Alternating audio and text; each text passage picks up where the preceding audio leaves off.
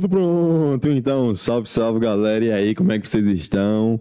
Bom dia, boa tarde, boa noite, boa madrugada para você concurseiro e para você concurseiro aí das carreiras policiais. Tudo bem com vocês? Primeiro, meu agradecimento, meu enorme agradecimento a todos vocês aí que estão estudando para o concurso da Polícia Militar do Estado de Alagoas aqui nesse canal, tá? Muito obrigado. Fico muito feliz e honrado em poder fazer parte da sua jornada da aprovação. Bom, como eu sempre inicio os vídeos, aqui quem fala é o Jardel, professor, mentor e pesquisador em Direito. Gente, o vídeo de hoje ele vai ser um vídeo voltado para questões e a gente vai analisar e responder e fazer uma revisão rápida de conteúdos, dos conteúdos que já trabalhamos nesse canal em 20 questões, tá? Essas 20 questões que foram aplicadas aí no cursinho em que eu dou aula e que eu disse aos meus alunos, cursinho Best Info, um oi para a galera do Best Info, e eu iria resolver as questões e colocar o gabarito e a resolução delas aqui no canal. Não fica só restrito ao pessoal do cursinho, fica também para você aí que é meu seguidor. Para você acompanhar, resolver as questões e, se porventura houver dúvida, já tirá-las. Beleza? Como eu disse, além de resolver as questões, nós vamos aí fazer uma revisão rápida dos temas trabalhados, tá certo? Gente, foram 20 questões trabalhadas em sala, dos temas que já tem. Todos os temas já possuem aula aqui no canal, tranquilo? E dessas 20 questões, algumas foram tiradas de concurso e algumas questões eu criei, certo? Eu fiz a criação de algumas questões. Sem mais delongas, bora pra cima. Vou espelhar aqui o simulado para vocês. Vamos que vamos. Vamos começar aqui pela parte do Código Penal, né? Deixa eu pegar aqui, trabalhar aqui o Código Penal, tá? No que se refere ao Código Penal, julgue os itens que se seguem. Essas questões, elas são parecidas também, como eu disse a vocês, parecidas não, são no estilo da CESP. Então, possivelmente a banca organizadora será o CESP. E aqui as questões já são treinamento aí para você. Então, elas foram formatadas também no modelo CESP. As 5 primeiras, nós vamos trabalhar nas 4 primeiras, na verdade, nós iremos trabalhar direito penal.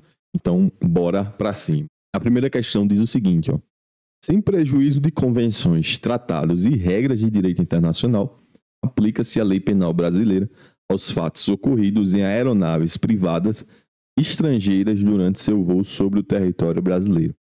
E aí, meu aluno, certo ou errado? E aqui a questão está correta, tá? Alternativa certa. Professor, por que está certa? Gente, nós estamos trabalhando aqui o tema de aplicação da lei penal no tempo e no espaço, tá? Precisamente aplicação penal no espaço. Eu falei para vocês em aulas anteriores que o artigo 5º do Código Penal diz o seguinte, olha, quando um crime for cometido no território brasileiro, a lei penal brasileira será aplicada. Vocês aprenderam isso comigo. Só que o artigo 5º ele tem 2 parágrafos em que o Código Penal diz que há território por extensão. Ele traz alguns exemplos, algumas hipóteses de território por extensão. Uma delas é a aplicação da lei penal quando o crime é cometido em uma aeronave estrangeira que sobrevoa o território brasileiro. Se você está ligadinho assistindo às aulas, você vai lembrar que na aula de territorialidade que está aqui no canal, eu dei o exemplo com a aeronave do Elon Musk, né? Então, eu disse, suponha que a aeronave do Elon Musk está sobrevoando o território brasileiro e lá acontece um crime. Lá se aplicará a lei penal brasileira. Tranquilo? Então, alternativa aqui, da primeira questão, alternativa correta. Beleza, gente? Vamos para a segunda questão. A lei posterior que de qualquer modo favoreceu o agente aplica-se aos fatos anteriores, desde que não tenha havido o trânsito em julgado da sentença condenatória. E aí, galera? Bom, aqui a alternativa está errada. justamente por esse trecho aqui, desde que não tenha havido trânsito em julgado da sentença condenatória. Gente, nós estamos trabalhando aqui de novo, lei penal no tempo e no espaço, tá? Só que aqui eu estou trabalhando lei penal no tempo. Vocês aprenderam comigo que, em regra, a lei penal ela não retroage, salvo para beneficiar o réu. Professor, como assim não retroage? A lei penal ela não anda para trás igual o Michael Jackson, tá? Só anda para trás se for para beneficiar o réu. Para o malefício, não. Esse andar para trás, ele abarca, inclusive, os processos em que já foram decididos com trânsito, com a sentença penal transitada em julgado. Então, gente, o erro dessa alternativa é dizer que ela não pode, que é justamente esse, ela não pode acessar aí a sentença penal condenatória. Ela não pode se aplicar mesmo com a sentença penal condenatória. E aqui é o erro da segunda questão. Beleza, gente? Então, resolvemos a primeira, a segunda e bora direto para a terceira. Vejam só. Para os efeitos penais, as aeronaves brasileiras de natureza pública, onde quer que se encontrem, são consideradas extensão do território nacional. E aí, meu aluno, certo ou errado? Aqui, a alternativa está certa também, viu, galera? Mais uma hipótese de lei penal no espaço, precisamente aí. Essa questão das aeronaves de natureza pública, tá? Segundo o Código Penal, mesmo que o crime seja... Mesmo não. O crime sendo cometido nas aeronaves de natureza pública, onde quer que elas se encontrem, aí se aplica a lei penal. Beleza, gente? Mais um exemplo de territorialidade por extensão. Beleza? Vamos para a quarta questão aí, mais uma questão de lei penal no tempo ou no espaço, sendo que a quarta está aí tratando da lei penal no espaço, tá? Ficam sujeitos à lei brasileira, embora cometidos no estrangeiro, os crimes contra a vida ou a liberdade do presidente da República. E aí, gente, o que é que vocês acham? Alternativa correta. É justamente o que dispõe o código, tá? Aqui a gente fala na possibilidade de extraterritorialidade, quando o crime é cometido no estrangeiro, ou seja, fora do Brasil. Sendo o crime cometido fora do Brasil, contra a vida ou a liberdade do presidente da República, nós temos aqui a possibilidade de extraterritorialidade, que é a aplicação da lei penal fora do Brasil, no caso a extraterritorialidade. Como você é meu aluno, você logo vai dizer, na verdade você já está dizendo aí que é uma extraterritorialidade incondicionada, beleza? Que é dividida em três, condicionada, condicionada e hipercondicionada. Aqui nós estamos tratando da extraterritorialidade incondicionada. Artigo 7º, inciso 1 aí do Código Penal. Beleza, gente? Vamos dar continuidade agora falando sobre processo penal. Resolvemos as 4 primeiras questões de direito penal e vamos tratar aí das questões do Código Penal, beleza? Código de Processo Penal, perdão. A primeira delas, que é a quinta questão, diz o seguinte, ó, traz uma situação hipotética. Um delegado de polícia, ele ordenou a instauração de um inquérito policial para apurar a prática e a autoria de um crime. Concluídas as investigações, não se comprovou a prática de nenhum ato criminoso. E eu tô aqui, ó, gente. Não se comprovou a prática de nenhum ato criminoso, tá? Nessa situação, o próprio delegado pode arquivar o inquérito policial. E aí, essa daqui você, que é meu aluno, não vai errar. Alternativa incorreta, gente. Justamente por esse princípio da indisponibilidade, característica da indisponibilidade lá do inquérito policial, afirma que o delegado não pode arquivar inquérito policial. Então, o delegado não pode arquivar inquérito policial. O delegado não pode arquivar o inquérito policial. Sempre lembra disso. Sempre lembra desse mantra. Beleza? Bora para a sexta questão. Em se tratando do procedimento comum, o inquérito policial tem um prazo de 10 dias para ser concluído quando o investigado estiver preso e 30 dias quando estiver solto. E aí, gente, certo ou errado? Aqui a alternativa está correta, a questão está correta. Primeiro, vamos destrinchar com calma. Eu expliquei para vocês que o inquérito policial ele tem prazo para ser concluído, então não imaginem que a pessoa fica para sempre com o inquérito policial em trâmite, ou seja, ele não fica tramitando para sempre, tem prazo para ser concluído, tá? E que a gente tem prazo, nós temos prazos em diferentes procedimentos, tanto do Código de Processo Penal quanto em legislações diferentes, leis penais especiais, tá? Só que o Código de Processo Penal diz que quando o procedimento é comum, o inquérito ele pode tem um prazo para ser concluído de 10 dias quando o investigado ele tiver preso e 30 dias quando ele tiver solto. Eu falei, inclusive, se você é meu aluno, você vai lembrar que eu falei do mnemônico aí do delegado, né? Que horas o delegado chega para trabalhar? 10h30. E aí você guarda esse mnemônico como um mnemônico para lembrar do prazo de conclusão do inquérito policial. Beleza? Então vem comigo aqui. A alternativa aqui tá certa. E essa questão foi feita por mim, tá? Essa questão foi feita por mim. Vamos para a questão 7. O inquérito policial consiste em uma fase da ação penal que tem por objetivo apurar a autoria e a materialidade do crime. E aí, meu aluno, certo ou errado? E aqui, gente, alternativa errada. Professor, por quê? Qual é o erro dessa questão que eu não consegui ver? O erro dessa questão é essa frase aqui, ó, esse trecho aqui. O inquérito policial, ele não é uma fase da ação penal. Ele vem antes, na verdade. Então, a ação penal, ela inicia quando o MP oferece a denúncia. Então, antes da denúncia, antes do oferecimento da denúncia, a gente não tem aí uma ação penal. Então, o inquérito policial, ele não faz parte da ação penal. Ele é um procedimento, lembre-se, é um procedimento administrativo, gente. Procedimento administrativo e ele está pré-processual, ele é antes do processo. Cuidado com essa questão, porque foi uma questão, salvo engano, da prova da Polícia Militar. Eu não vou lembrar o ano, mas foi a CESP que aplicou essa questão. Então, cuidado. Faça essa diferenciação aí entre as fases da ação penal, como é que se inicia o IP.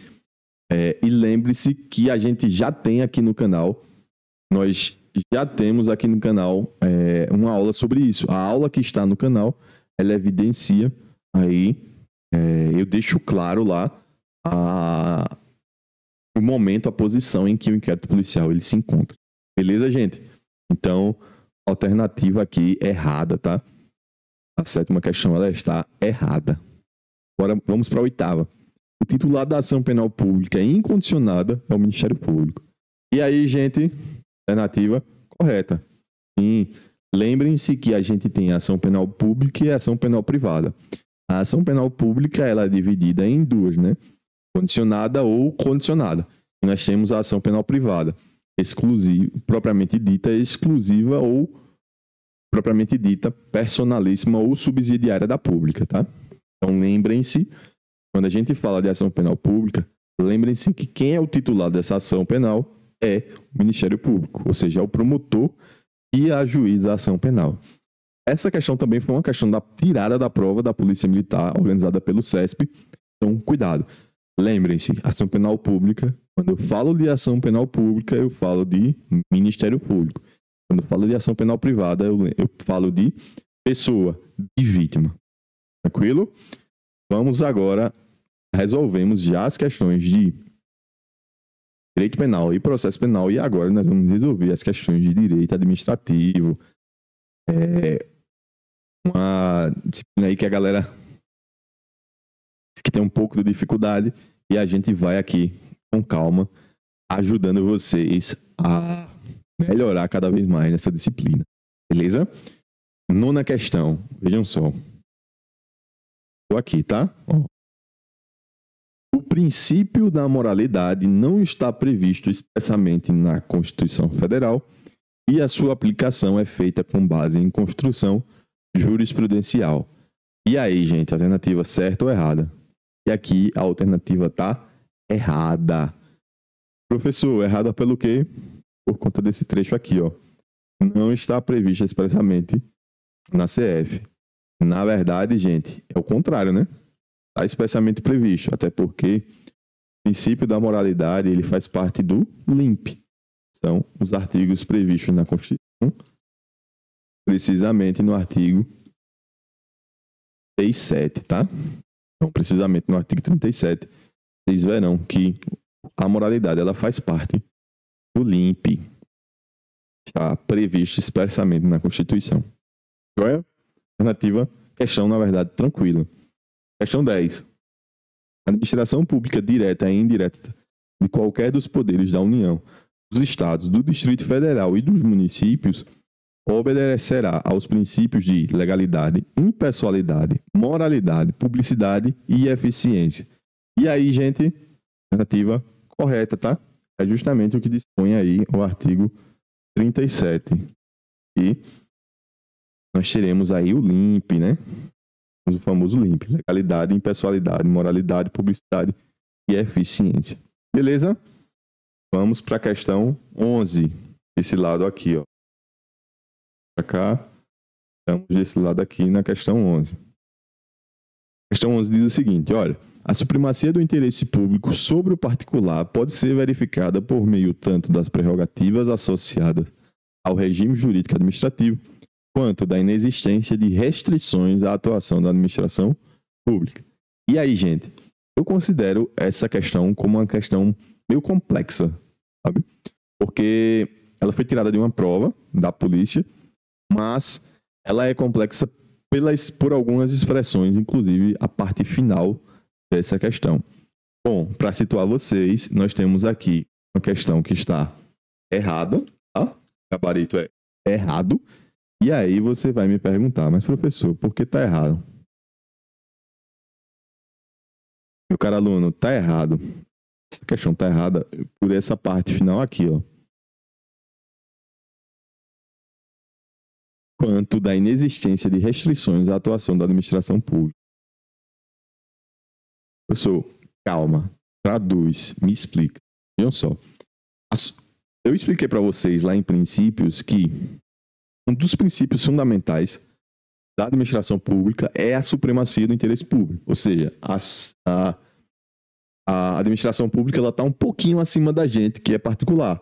Por quê? Porque ela cuida de interesses coletivos, todos nós. Então, a alternativa aí acertou, iniciou muito bem quando ela disse: a supremacia do interesse público sobre o particular pode ser verificada por meio tanto das prerrogativas associadas ao regime jurídico administrativo. Aqui, até aqui, nós temos uma questão perfeita. Tá tranquilo, não tem erro. O problema é na parte que está sublinhada, quando diz: além das prerrogativas, nós temos a inexistência de restrições à atuação da administração pública. E aqui está errado, gente. A administração pública ela tem sim supremacia sobre nós, mas ela não pode agir à torta e à direito. Inclusive, se vocês assistiram aí a primeira aula, princípios da administração pública, vocês verão que eu coloco lá que a administração pública ela não pode atuar conforme ela quer. Ela tem que respeitar primeiro o princípio da legalidade, ou seja, tem que estar previsto por lei, mas não só isso. Ela tem que respeitar direitos fundamentais dos administrados, ou seja, da gente. Tá? Então, o erro da questão é dizer que não existe nenhum tipo de restrição, quando na verdade existe. Existe sim, porque se a administração atua e fere um direito fundamental, aí a administração pública está errada. Então, existe sim restrição à atuação da administração pública. Beleza, gente? Esse trecho torna a alternativa, aliás, torna a questão errada. Vamos para a questão 12. O regime jurídico administrativo somente é pautado pelos princípios explícitos contidos na Constituição. E aí, gente, certo ou errado? Essa questão está errada. Essa questão foi criada por mim e eu criei essa questão para você prestar atenção no seguinte, que eu disse também na primeira aula relacionada a princípios. Gente, nós temos princípios explícitos, vem comigo aqui. Nós temos princípios explícitos, mas também temos princípios implícitos da administração pública.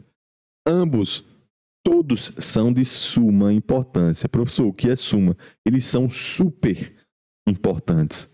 Tanto os princípios explícitos quanto implícitos. Então, eles são super importantes. O regime jurídico administrativo ele não é feito só dos princípios explícitos, mas também a gente pode ter princípio implícito, que não está contido no artigo 37, e é importante, como a maioria dos princípios são. Por exemplo, que eu coloquei no slide, o princípio da autotutela, ou seja, a administração pública ela pode rever os próprios atos. Beleza? Então, a questão 12 está errada. Beleza? Gabarito errado. Questão 13. Um prédio pertencente ao patrimônio do Estado de Alagoas, no qual esteja instalada uma delegacia de polícia do Estado, é considerado bem público de uso especial, visto que as atividades nele desenvolvidas são voltadas à prestação de serviço público específico. E aí, gente, certo ou errado? Gabarito certo, tá? Professor, por que tá certo então? Seguinte, gente. Aqui a gente está trabalhando já o tema de bens públicos, tá? Expliquei para vocês que os bens públicos eles podem ser afetados ou não. Eles podem ser utilizados por serviço público ou não. Se eles estão sendo usados por serviço público, nós teremos os bens públicos especiais. Eles são utilizados aí enquanto a administração está trabalhando, enquanto a administração pública está usando para o bem coletivo, para o bem de todos. Tá? Aqui é justamente o que diz a questão 13. Ele diz que um prédio do patrimônio do Estado de Alagoas, no qual há uma delegacia de polícia, está sendo usado. Esse prédio está sendo usado para a delegacia de polícia. Ou seja, nós temos uma afetação do serviço público. E essa afetação torna o bem público, coloca ele na categoria de bem público de uso especial. Temos sim aqui a alternativa como correta. Beleza? A alternativa está aqui correta. Vamos para 14. Os bens públicos somente podem ser classificados em bens públicos de uso comum do povo ou bens públicos de uso especial. E aí, gente? Certo ou errado? E aqui nós temos o gabarito errado. Essa questão foi criada por mim, tá? Para vocês, meus alunos, lembrarem da classificação dos bens públicos. Só revisando com vocês, para vocês não esquecerem. Bens públicos de uso comum, de uso especial, bens públicos de uso especial e bens públicos de dominicais, tá? Tem os dominicais ainda. Essas duas, uso comum e uso especial e os bens públicos dominicais, tá? São essas três classificações de bens públicos que você não pode esquecer. Eu criei essa questão, mas ela muito bem poderia ser uma questão aí criada pela própria CESP. Tranquilo? Então, cuidado, lembrem-se da classificação. Bens públicos, eles são tidos por três formas aí. Comum, bem de uso comum, de uso especial e bens públicos dominicais. Beleza, gente? Então, bora seguir. Questão 15. A Constituição Federal veda expressamente que a publicidade dos atos governamentais caracterize promoção pessoal de autoridades ou de servidores públicos. E aí? Alternativa correta, né? Gabarito correto. É o que está lá disposto no artigo 37, parágrafo 1º, né? Quando eu expliquei para vocês o princípio da impessoalidade, eu disse que o princípio da impessoalidade ele tem três ângulos, né? E um desses ângulos é a proibição de promoção pessoal do agente público. Então, é justamente o que a questão diz. A Constituição, ela veda expressamente que a publicidade caracteriza promoção pessoal. Professor, e onde está isso? Artigo 37, parágrafo 1º aí da Constituição. Tranquilo? Respondemos a 15ª, vamos para a 16ª. Princípio da publicidade impede de forma absoluta a existência de informações sigilosas, não percam aqui, informações sigilosas que não possam ser fornecidas pela administração pública ao cidadão. Então, está cortado aqui, vamos de novo. O princípio da publicidade impede de forma absoluta a existência de informações sigilosas que não possam ser fornecidas pela administração pública ao cidadão. E aí, certo ou errado? Alternativa errada, tá, gente?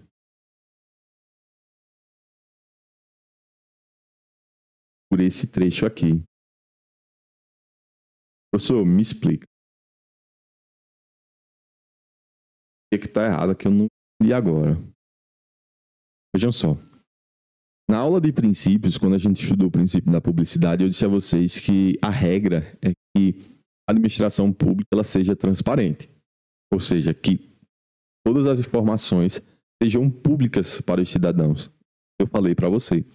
Só que a Constituição diz que em alguns casos nós temos aí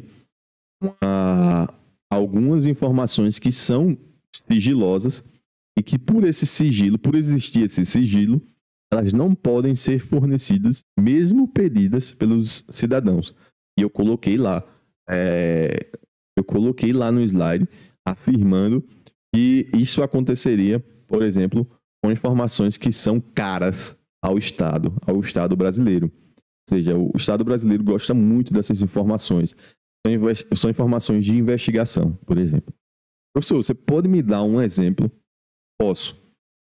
Imagine você aí, você que está me assistindo essa aula, você é servidor da ABIN, que é a Agência Brasileira de Inteligência, ou seja, a agência brasileira que trabalha com a inteligência brasileira aí para descobrir o que é que as pessoas querem contra o Brasil, né?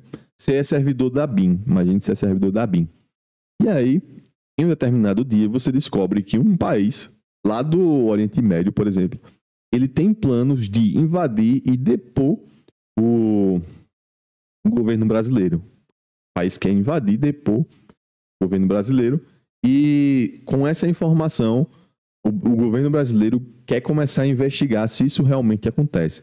Então, percebam que é uma informação de caráter super, hiper, mega sigiloso. Então, a gente está tratando de invasão de um país para o outro, tá? O que acontece? Essa informação ela pode ter um caráter sigiloso, porque a gente está tratando sobre a segurança do Estado brasileiro. Então, guarda o sigilo dessa informação, mesmo que um cidadão peça acesso a essa informação, não é possível, tá? Então, para a sua prova, para a prova do CESP, lembre, qual é a regra? O princípio da publicidade. A administração pública ela tem que ser pública, como o próprio nome já diz, tem que ser transparente. No entanto, não é absoluto. Essa transparência não é absoluta. Há informações que a gente deixa que podem ser deixadas como sigilosas e não serão apresentadas ao cidadão, mesmo que ele peça. Beleza, gente? Então, a questão 16 está errada, tá? Vamos para a questão 17 aqui. Estou aqui desse lado, tá? O princípio da impessoalidade determina que a publicidade dos atos, programas, obras, serviços e campanhas dos órgãos públicos deverá ter caráter educativo, informativo ou de orientação pessoal. E aí, gente, alternativa correta, né? É justamente o que determina o princípio da impessoalidade. Ou seja, além de proibir a promoção pessoal, toda a publicidade dos atos, programas, obras e serviços, eles têm caráter educativo, informativo, de orientação social. Beleza? Vamos para a 18ª aí. O regime jurídico administrativo brasileiro está fundamentado em 2 princípios dos quais todos os demais decorrem, a saber, o princípio da supremacia do interesse público sobre o privado e o princípio da indisponibilidade do interesse público. E aí, gente, alternativa correta, né? Tratei sobre isso na primeira aula, tá? Aqui no canal, sobre princípios da administração pública. Foi a primeira aula em que eu disse que há 2 princípios que são basilares aí, supremacia do interesse público e o princípio da indisponibilidade. Beleza? Vamos para a questão 19, que ela foi criada por mim, como vocês já viram. Vejam só. Harry Potter, ele é dono de uma lanchonete em São José da Tapera, tá? Em recente fiscalização da vigilância sanitária, a lanchonete foi interditada, pois foi constatado falta de higienização e mofo no ambiente. Vejam aí. Aí é assertiva, para você marcar verdadeiro ou falso.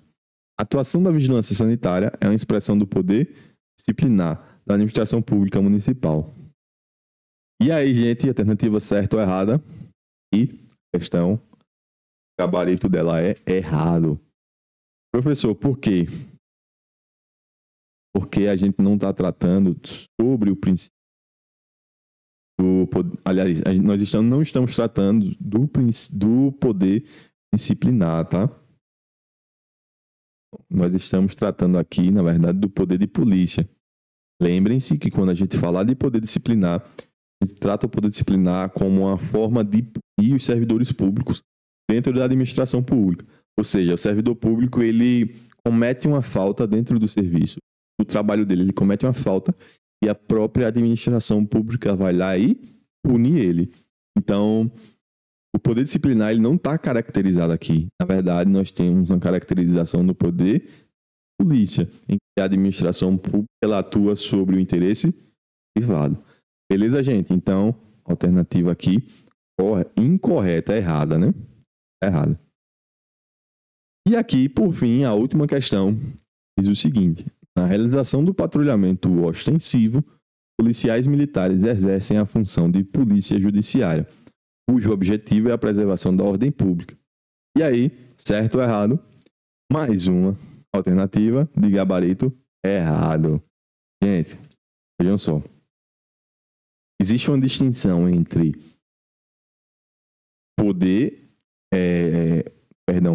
polícia judiciária e entre a polícia militar.